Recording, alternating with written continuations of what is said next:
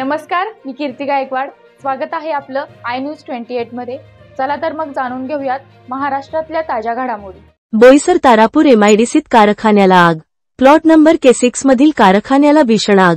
अग्निशमन दलाची एक गाडी घटनास्थळी दाखल. UK एरोमॅटिक कारखान्यात आग. आगीवर नियंत्रण मिळवण्यात अग्निशमन दलाला यश.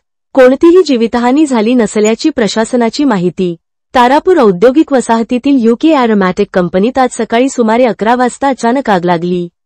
प्राथमिक माहितीनुसार स्क्रॅप कटिंग दरम्यान केमिकलमध्ये स्पार्क झाल्याने ही आग लागली. काही क्षणातच आगीने रौद्ररूप धारण केले. आगीची माहिती मिळताच अग्निशमन दल घटनास्थळी दाखल झाले असून आग विझवण्याचे काम सुरू आहे. आतापर्यंत कोणतीही जीवितहानी किंवा मोठ्या नुकसानाची अधिकृत माहिती मिळालेली नाही. विशेष म्हणजे 5 महिन्यांपूर्वीही याच कंपनीत आग लागली होती.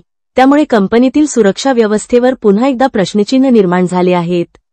आगीचे नेमके कारण स्पष्ट झालेले नसले तरी पोलीस व प्रशासन याबाबत चौकशी करत आहेत. नियमांचे उल्लंघन आढळल्यास संबंधितांवर कारवाई होण्याची शक्यता आहे. वार्ताहर India News 28 crime reporter Khalil Ahmed पटेलची रिपोर्ट.